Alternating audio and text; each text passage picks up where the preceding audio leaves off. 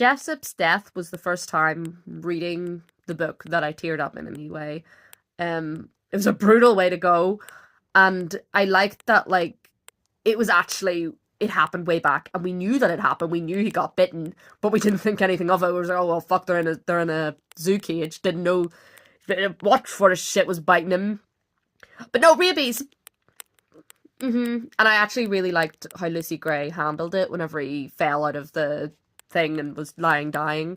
I liked how she went and spoke to him, and it felt like really personal. Like there was none of this like fuck you, we're both gonna die, might as well not like each other kind of thing.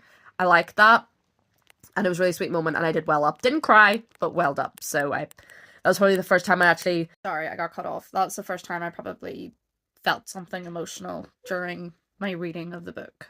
Lucy Gray being popular but not a good bet for because of her physicality is was probably the first example of getting the Capitol to like you being a very valid strategy in winning the games, because Snow was able to feed her and send her water and keep her like fed and what well fed and watered because kind of redundant sentence there, but because the Capitol liked her.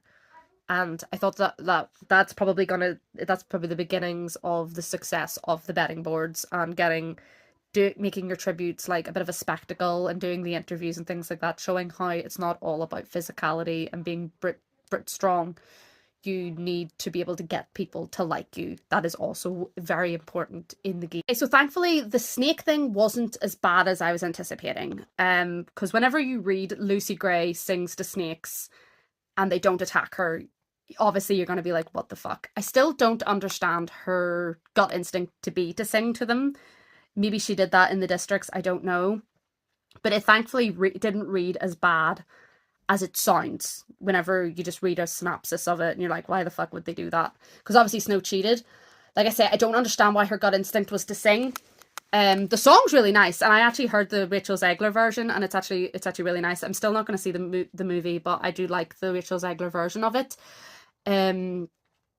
Was her dropping the snake down the girl's dress supposed to be foreshadowing just for this moment? Because Dr. Gile said, oh, your girl inspired me, because to me that's really lazy foreshadowing, because it really didn't serve anything besides, oh, we need something to trigger this moment later to happen. But I haven't read the last part, so maybe she explains why she did that to that girl, but so far it's just like, that's pretty lazy foreshadowing, I'm sorry.